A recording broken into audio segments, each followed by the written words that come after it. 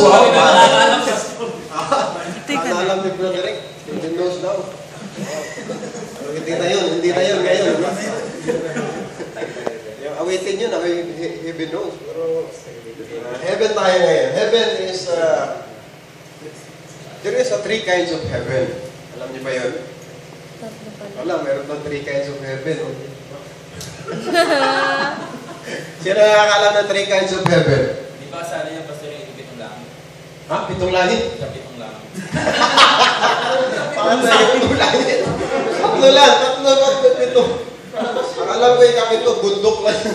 Bundok. Heaven, pag-aralan po natin yung heaven. Greek word ng heaven ay Oranos.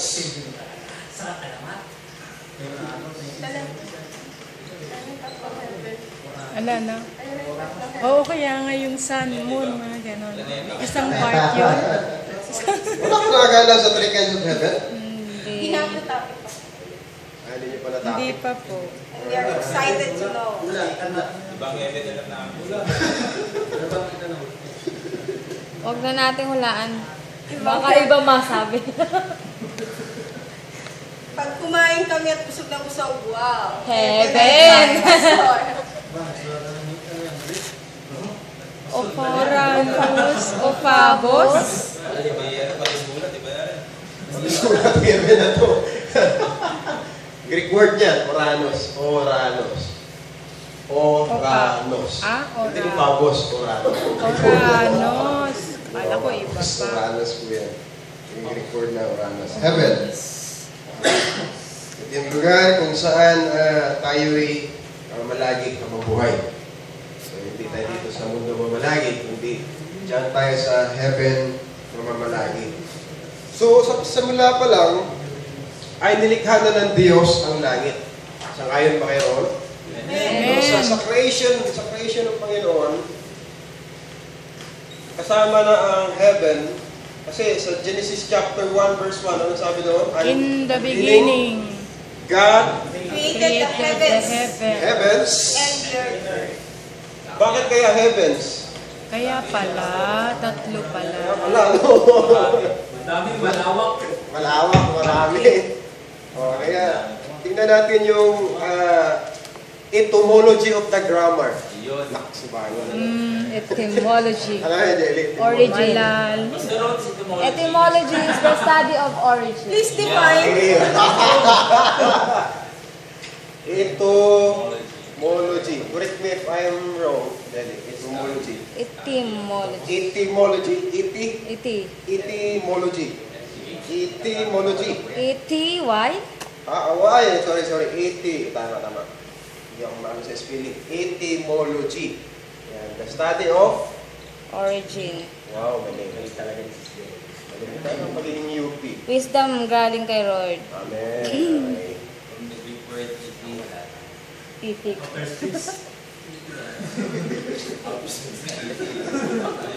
connected naman eh. So, etymology, the study of origin, at saka yung grammars. Tatandaan nyo yan the etymology. So, nung paglikha ng Panginoon, sa creation pa lang, kasama na ang heaven sa paglikha niya. In the beginning, God created the heaven and earth, no? Noon pa lang sa unang paglikha, nandun na yung heaven. But we are talking of the three kinds of heaven. Mamaya pag-usapan natin kung ano yung tatlong uri ng langit. Kasi pag ang alam talaga ng tao, at ang alam ko rin nung bata pa ako, when I look to the sky, ay langit na yan.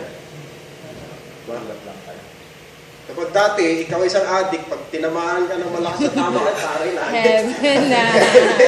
Wow, pare heaven. At babarilin na nila yun. Bang. Lalaglag na raw yung aeroplano. Wala ka si Brad James dito. Si Brad James, alam niya yan.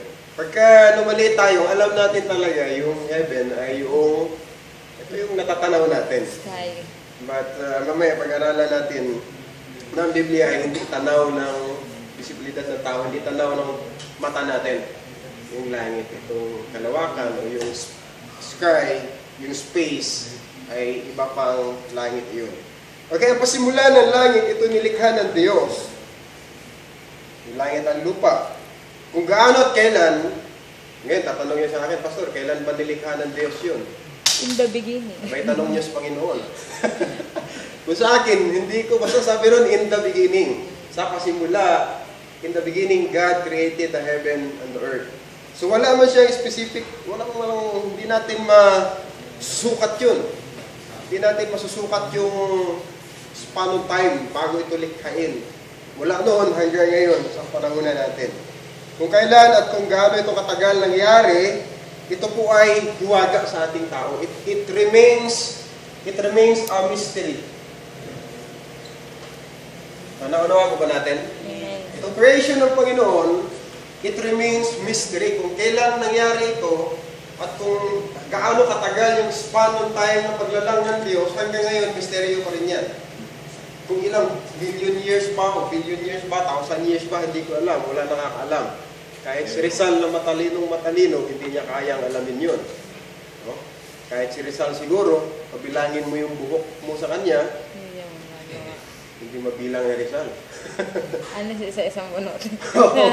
May kilala ba kayong tao na nakabilang na ng buhok? Mystery pa rin yan. It is mystery pa rin yan.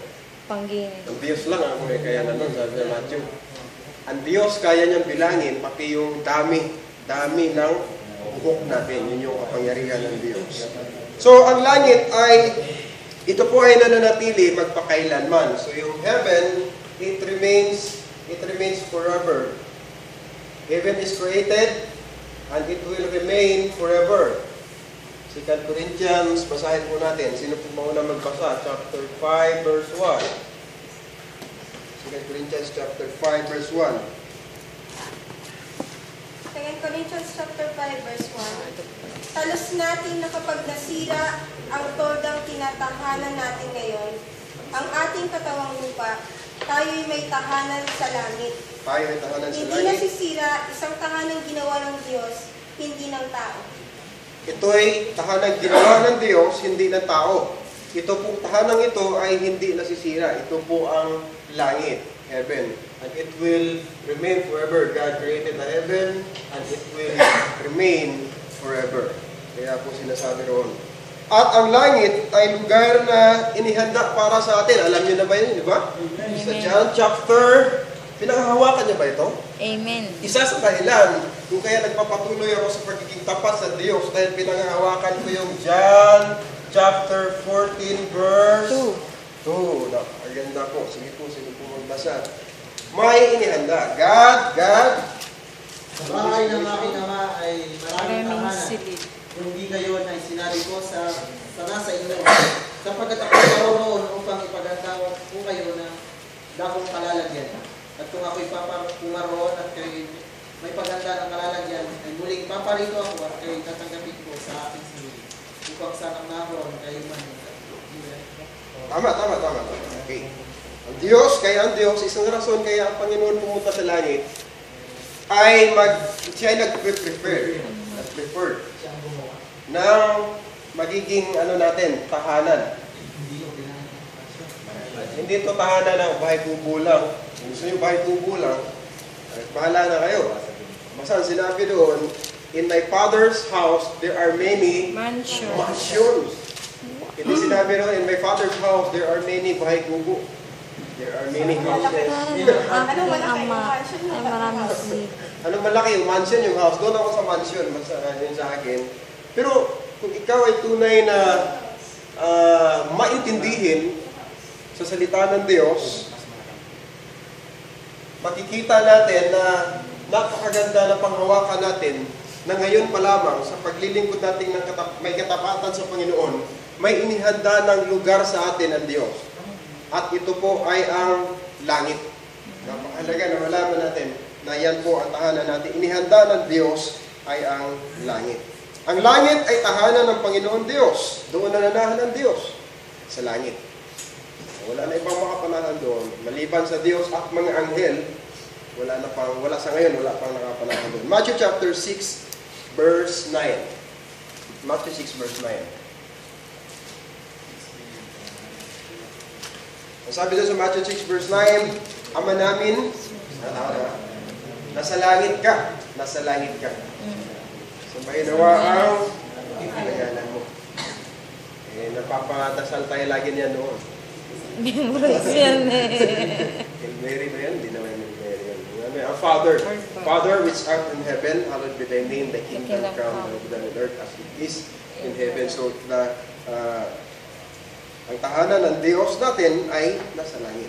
Sa 2 Corinthians chapter 12 verse 2, tingnan natin, ito po ang pangatlong langit. Umpisa na tayo sa 3 kinds of langit.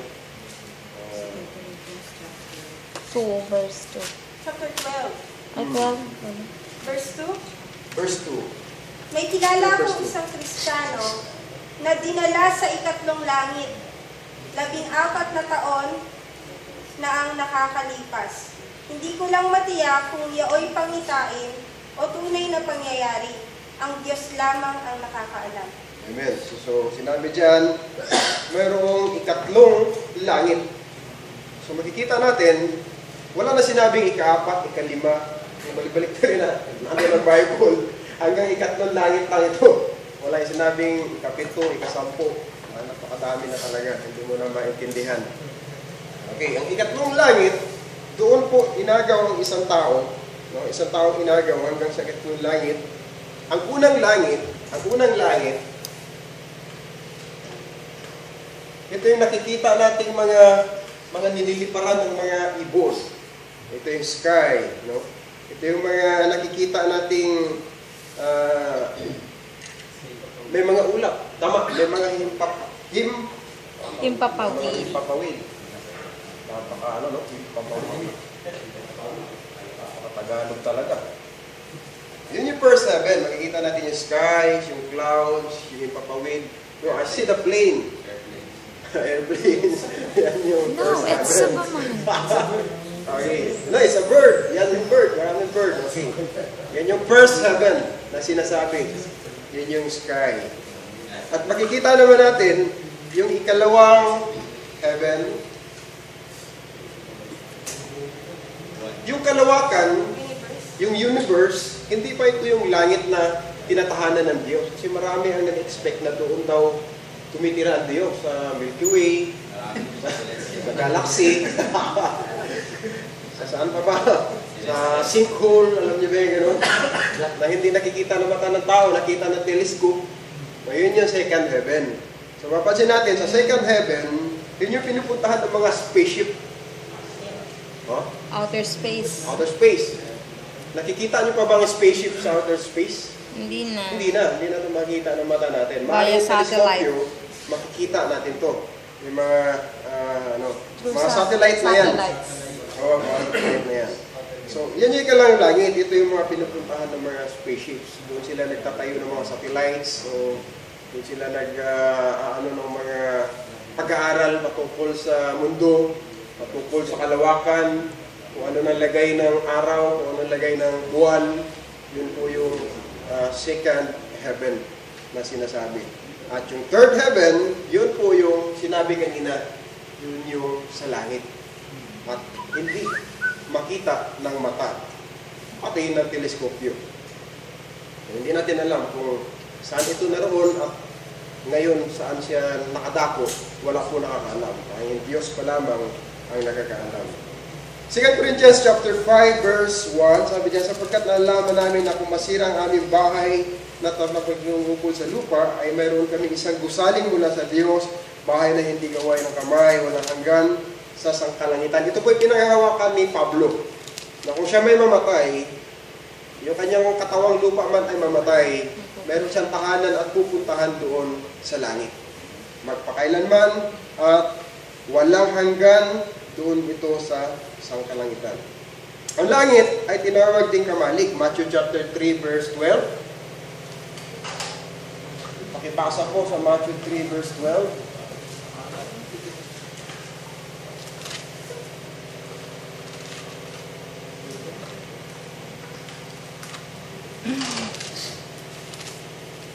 Matthew 3 verse 12. Hawak niya ang kanyang kalaykay upang alisin ang dayami. Titipunin niya sa kamalig ang trigo. Ngunit ang ipay susunugin sa apoy na di mamamatay kailanman. Amen. So, ikinumpara sa isang talinghaga, ang langit ay isang kamalig. No? Kung ikaw ay trigo, at kung ikaw ay ipa, alam niyo ba yung ipa? Yung pinagbalatan ng rice hull. Tarak, pagkain ng baboy. Kung ikaw ay isang tunay na trigo, ikaw ay mapupunta sa kamalig. Kung ikaw ay ipa, ikaw ay, you will be born to everlasting, eternal fire. Kaya napakahalaga po, yung decision natin, yung decision making natin, sa word na believing. Tatanungin ko kayo, is believing a good works or is believing a faith? Faith. It is a faith, it is not a good work indeed. So tayo ay, nandito tayo sa sitwasyon na may kalayaan kang pumili. Tama ba ako? You have a freedom to choose. Kaya sabi nga ni Joshua, di ba? As for me and my house, we will serve the Lord. Ngayon, ang tanong, bakit may mga taong mapupunta dito sa eternal fire? Bakit? Ang nakakalungkot po nitong isipin, bakit may mapunta sa eternal fire? Bakit may punta rito? Kung kamag-anak natin mapunta, nakakalungkot, di ba? Ganito ang sitwasyon, kung itinalaga ng Diyos na sila ay mapunta sa eternal fire, kawawa ay kamag-anak natin. Kung walang freedom to choose ang tao sa believing, mapupunta sila sa eternal fire. Kung itinalaga man ng Diyos, if God eternally decreed persons to hell and to heaven, kawawa naman yung mga tao na itinalaga niya sa impyerno at wala ng kalayaang pumili para maniwala at manampalataya sa ating Panginoon. So, ang ginawa ng Diyos, He died for all. Amen. So, we have freedom to choose and He died for all. Ako naniniwala na si Jesus namatay para sa lahat. Hindi lang siya namatay para sa iyo. Hindi lang siya namatay para sa mga piniling tao. Hindi ako naniniwala na si Jesus Cristo ay namatay lamang para sa akin. Tama ba ako? Hindi lamang. Kasi siya ay namatay para sa lahat. Ano po ang verse natin dito? 1 John chapter 2 verse 2. Pwede po pakibasa. 1 John 2 verse 2. Topic lang po natin ito kasi yung kamalig, yung heaven. Sapagkat si Kristo ang handog sa ikapagpapatawad ng mga kasalanan natin at kasalanan din ng lahat ng tao. Kasalanan din ng Lahat ng tao. It is Christ died for all, not for us only, but for all the sins of the world. Now, if you are in the believing stage, the believing of Jesus Christ, and you will not reject the salvation, you will be saved. Ito po, ang kaligtasan ng tao ngayon, kung gusto mo mapunta sa kamalig, hindi ito desisyon ng Diyos. Ito ay desisyon ng tao. Tama ba ako? Ang kaligtasan ng tao ngayon, desisyon na ng tao. Bakit? Ginawa na ni Jesus Christ yung kanyang part. Namatay na siya at lahat. Pinako na siya sa krus at lahat. Ang kasalanan na lang ng tao ay ang rejection. Yeah. Hindi siya mapupunta sa hell because of his or her sin. Bakit? Because Christ Jesus died for our sin. And He's not only died for our sin, He paid it all. He paid it all. He paid it all. Binayaran ng ating Panginoon sa Kristo lahat ng mga kasalanan natin. Kaya ang gawin ng tao, manampalataya na lang sa Diyos. Napakanina po, John chapter 3 verse 16, For God so loved the world that He gave His only begotten Son. What is the condition? That whosoever believe in Him shall not perish but have eternal life. So I believe that the condition of God para sa tao, para siya'y maligtas, ay manampalataya. Whosoever believe in Him shall not perish. Kung ikaw'y maniwala sa Diyos, at hindi mo nireject ang Panginoon, mapupunta ka sa kamalig at magiging isa ka trigo. Hindi ka magiging ipa. Gusto nyo ba maging ipa lamang?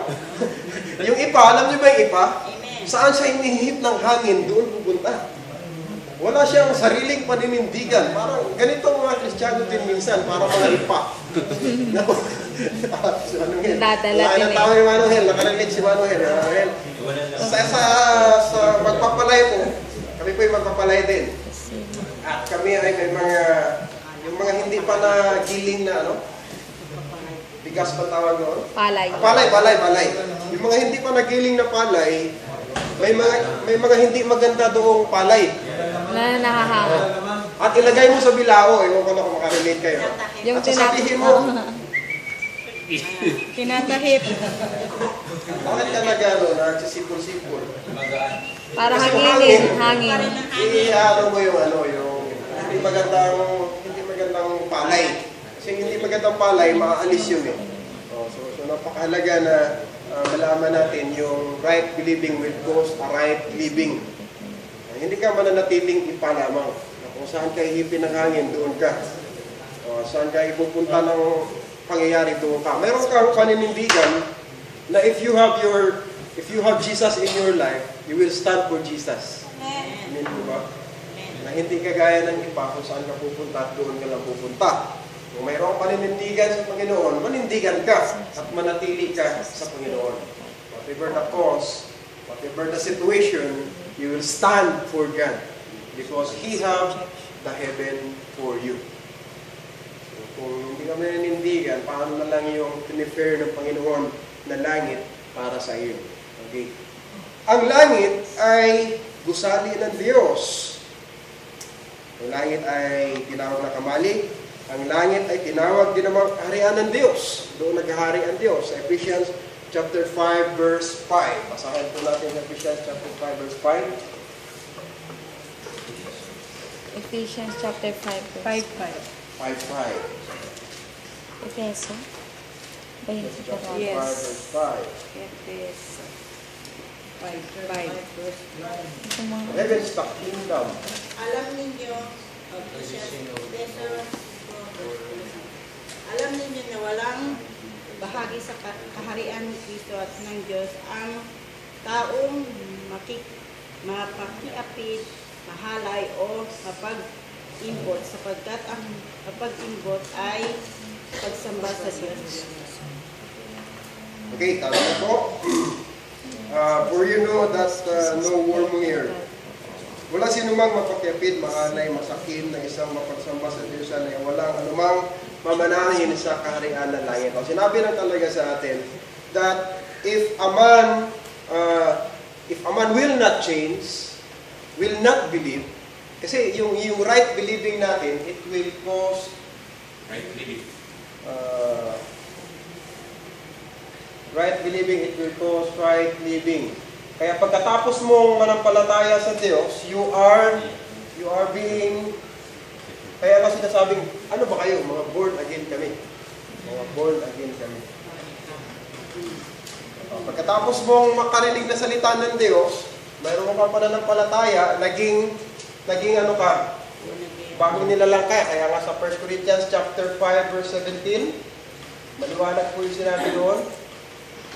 We are new creation in Christ Jesus. Tanong ko sa'yo ito. Pagkatapos nating manampalataya sa Diyos, na born again tayo, na bago tayo, by hearing the word of God, by accepting Jesus Christ in our heart, at pagkatapos noon, nagkaroon tayo ng panibagong buhay. Kaya yung panibagong buhay na ito, hawak-hawak natin ito ngayon. Hindi naman ibig sabihin, kung magkasala kayo, mawala na ang panibagong buhay mo. Hindi naman mangyayari yun. Kasalanan nandyan lagi. Tama ba? Pwede tayo malapit. Kaya iniingatan natin na huwag tayong gumawa ng anumang labag sa Diyos. Ay, kung mayroon ka talagang nagawa, kaya sabi ng Diyos, humingi ka ng kapatawaran sa Kanya and you suffer the consequences of sin.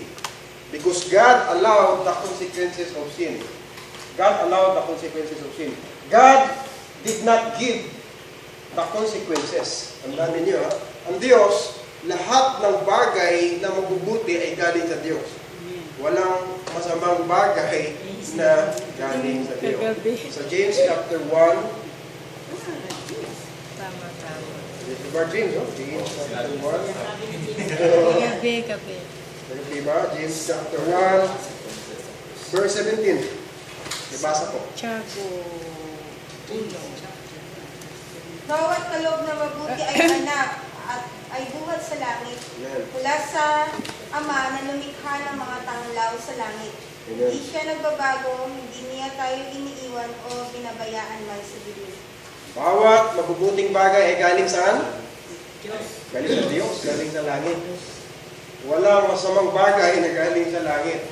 But God allowed consequences sometimes, no? God allowed consequences sometimes to wake you up. Na ito yung realidad, na kapag ikay nagkasala sa Diyos, inalaw niya yung mga consequences na ito sa buhay natin. Kung tayo magkaroon ng kasalanan, inaalaw niya yan para tayo ay magising sa katotohanan. O para subukin ang ating pananampalataya. Sa maraming Kristiyano, marami talagang nagtatanong, bakit ganito, bakit ganyan, bakit may namamatay nang wala sa oras, di ba? Pero, 3 planes ba bumagsak? 3 plano na? in a week, yes. Hindi ko masyadong masusubaybayan. 4 na. This week po, itong week na to, tatlo. Ito nangyayari na. Just a matter of a week, tatlong planes. 3 plane ang namatay. Okay. Ang tanong doon, yung bang nakasakay doon ay itinilaga ng Diyos upang mamatay? Ang hirap ng katanungan nyo, no? Kung ang Diyos ay nagtalaga sa lahat ng pangyayari, tandaan ninyo, if God decreed all the situation, decreed. Yung decreed kasi, ito yung eternal plan of God. Eternal plan of God. Para sa akin kasi, yung eternal plan of God, yung salvation yun eh. Yung kaligtasan. Pero yung masamang bagay na yan na nangyayari, hindi yan itinilaga ng Diyos, hindi plano ng Diyos, hindi wala sa planuhan ng Diyos yan. Wala sa planuhan ng Diyos dahil sino pa namang holy na attributes ng Diyos na mamatay sa ganung katinding kamatayan. No? Para sa akin, hindi yan itinalaga ng Diyos. Tinalaw ng Diyos na mangyari yun. Okay, alam ng Diyos na mangyari yun. Alam niya mangyari yun. No? Para maintindihan ng tao na kailangan niya maging handa sa lahat ng panahon. Amen. May Diyos ka man o wala kang Diyos, mamamatay at mamamatay tayo. Amen? Sakay tayo na aeroplano, hihigop ka lang ng sabaw, pwede ka mamatay. May laso. Oo. Ng sabaw. Hindi, mayroong humihigop ng sabaw na nalunod sa sabaw. Mayroon namang natulog lang siya, pagkatulog niya, hindi na siya nagising. Mayroon nalunod sa sabaw. Grabe yung sabaw nun, isang tangke. Nalunod siya sa sabaw. But beyond our imagination, our thoughts is not His thoughts. Our ways is not our ways. Napakadami nating i-question sa Panginoon sa pagpunta niya rito. Itanong natin sa Diyos yun. But God is a loving God. Sa hot Seat, you know. God is a loving God. God is a merciful God. God will not allow bad things to happen. Amen. But Satan always do bad things happening. Christian man yan, o hindi man Christian, talagang mangyayari yan ang mga bagay-bagay. Okay, gaano ba kalaki ang langit? May idea ba kayo? Kung gaano kalaki ang langit, mayroon pa tayo 10 minuto.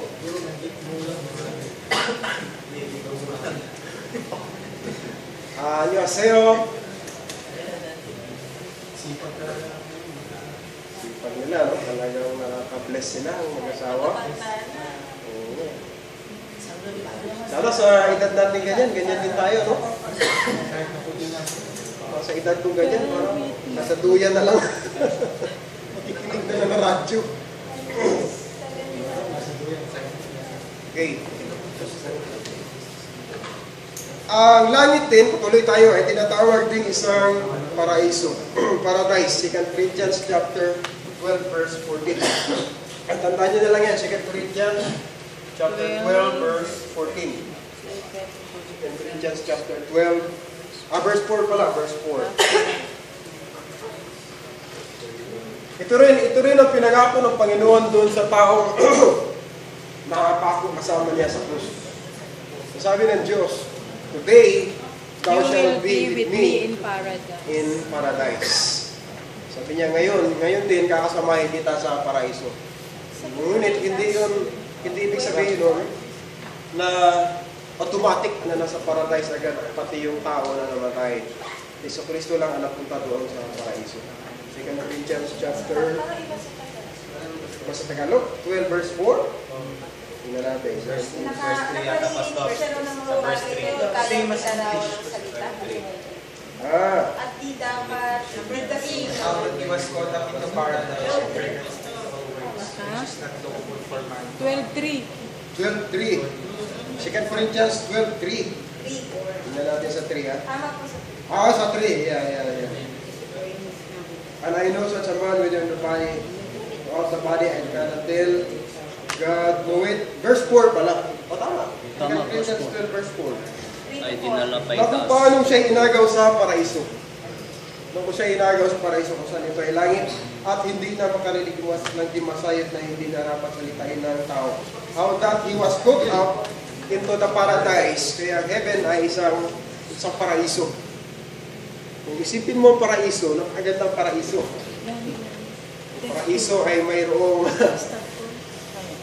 sino ba'y nakarelate ng mga paraiso rito?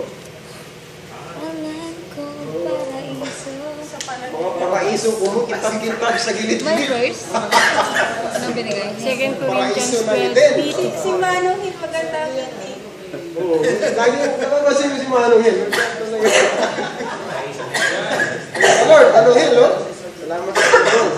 Ito ay isang paraiso. Kapag sinabi nating paraiso, nandun lahat ng mga magagandang tanawin, magagandang bagay, magagandang pangyayari. May napuntahan na ba kayong paraiso na dugyot? Hindi na paraiso yun. Kahit paraiso yun, ngunit dugyot, tawag doon, dugyot na paraiso. Parang wala naman dugyot na paraiso. Wala naman dugyot na paraiso. Kasi ang paradise para sa akin, it is a beautiful place. It consists of beautiful things. No? Sa bakit sa saksi ba? Saksi. Sinasabi nila ito na daw ang langit. Saan nila Itong lupa. Saan po nila? Dito sa Ecclesiastes chapter 1. Tingnan natin. Paniniwala kasi ng saksi ni Jehovah na ito na ang paraiso. Ang lupa. Gagawin daw ako. Di ba papayag na maging paraiso itong lupang ito dahil sira-sira na ito eh. Ecclesiastes chapter 1 verse 4. Ang sabi rito, our generation passeth away and another generation cometh, but the earth abideth forever. Kaya naniniwala ang mga Jehovah's Witness na ang mundong ito ay siyang magiging mananatiling paradise kasi the earth abideth forever. Hindi kasi sila naniniwala na gugunawin itong mundo ito. Pero kung ganun ang pananampalataya natin, mag-aaway naman yung 2 Peter. 2 Peter chapter 3 verse 10. Chapter 3 verse 10. Chapter 3 verse 10 ng 2 Peter. Okay, ganito ha. Kayo, gusto niyo bang magiging paraiso itong mundong ito? Ako hindi. Kung sana, mangyari, hindi talaga mangyari.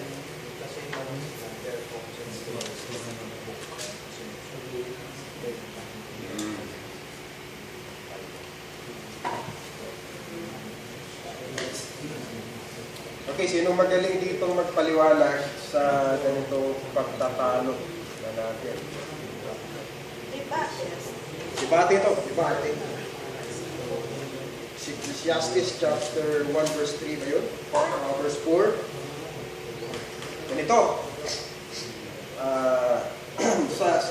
Sa paniniwala ng Jehovah's Witness, itong earth, hindi ito magugunaw. Hindi siya mapaparam, hindi siya mawala kasi ang sabi dito sa Ecclesiastes chapter 1 verse 4, it will abide forever.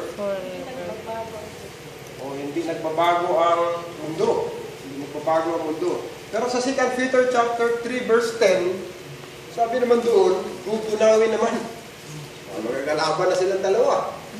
May nagkakagulo-gulo na. Ngunit ang araw ng Panginoon ay darating na tulad ng isang magnanakaw. Sa araw na iyon, ang kalangitan ay biglang mapaparang na may nakapangingilabot na ubong.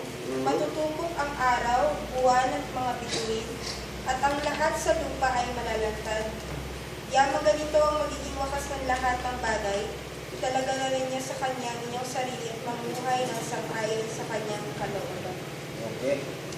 So sabi rito sa Ecclesiastes, hindi magugunaw ang mundo. Kung sabi naman sa 2 Peter, ang mundo ay magugunaw, masusunog, mapupugnaw sa matinding init at matinding elemento. No? Kung tayo ay walang alaman patungkol dito, hindi mo kayang talunin ang Jehovah's Witness. Mahihirapan kang i-depend yung pananampalataya mo na there will be paradise coming. Hindi itong earth na ito ang magiging paraiso natin. Mayroong paraisong darating, mayroong langit na darating dito para sa atin. Itong mundong ito ay gugunawin. Kasi kung maniniwala tayo na hindi gugunawin ang mundo, masisira ang pahayag ni Pedro. Ibig sabihin, nagsisinungaling si Pedro. Kung dito tayo sa Jehovah's Witness maniniwala na ang earth ay mananatili at hindi magugunaw, hindi totoo si Apostle Peter. Naunawaan niyo po ba? At walang katotohanan yung sasabihin ni Apostle Pedro. Huwag na natin paniwalaan lahat lang sasabihin niya kung ganito ang mangyayari. Pero hindi, kahit kailan, hindi magkakakontra ang salita ng Diyos. Hindi magkakakontra ang salita ng Diyos. Dahil kung nananatili ang mundo at may henerasyon na nananatili, mananatili ang mundo. Okay? So, ganito po ang paliwanag dito.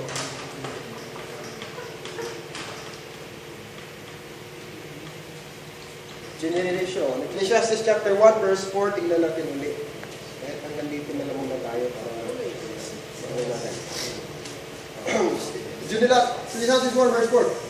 One generation passes away. Mayroong generation na pinag-uusapan dito. May henerasyon. Henerasyon sa henerasyon, ha? So, may henerasyon ni Adan. Tama ba ako? Tapos, may henerasyon ni Noah. May henerasyon ni Abraham. Dumating tayo sa henerasyon ni Jesus. Dumating tayo sa henerasyon natin ngayon. Sa church age. So, ang henerasyon ay nananatili, kaya mayroon pang mundo. Sino bang titira sa mundo? Tao. Tama, di ba? Sino bang titira sa mundo? Okay, sila Adan, tumira sa mundo, sila Noah, sila Abraham, si Jesus, tayo, church ngayon, tumira sa mundo. May henerasyon pa. Kaya nananatili pa ang mundo dahil may mga tao pang nakatira dito. The man abideth forever here in earth, kaya nananatili pa yung earth.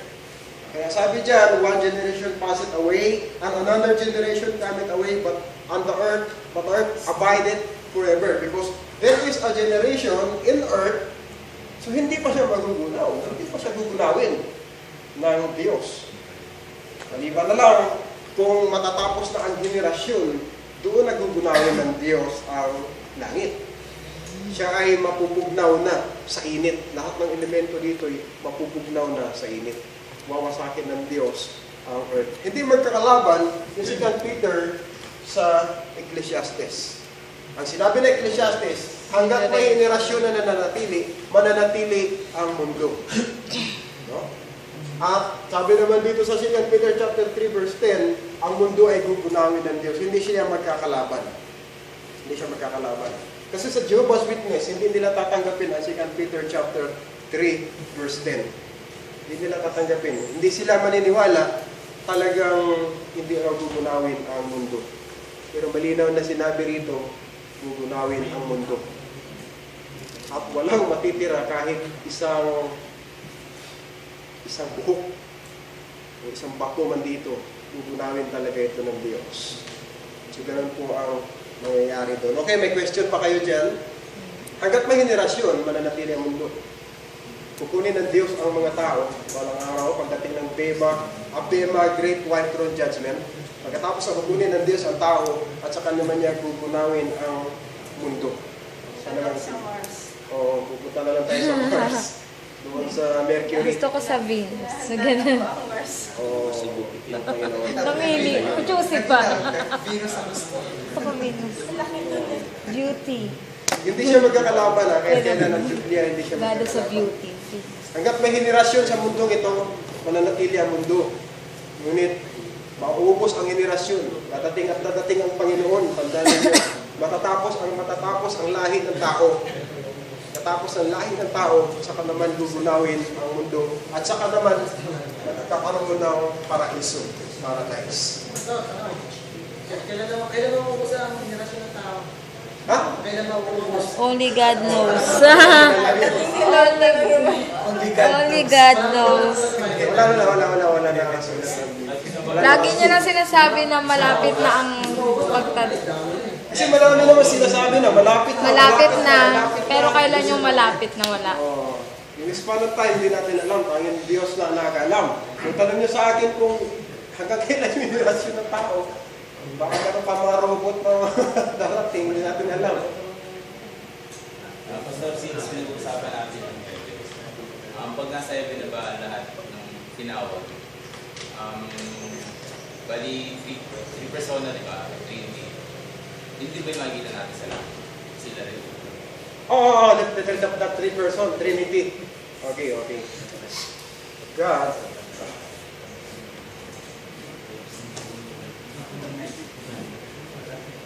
Hirap-hirap yung tanong mo, bro. Papatunayan ko sa iyo na ito yung magiging nila, ito yung magiging katayuan nila doon sa langit. Ang hirap na yan. Acts, tingnan natin sa Acts.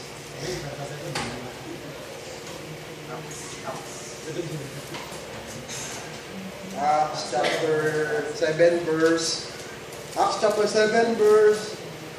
59 and verse 56. Mag-umpisa tayo sa verse 56.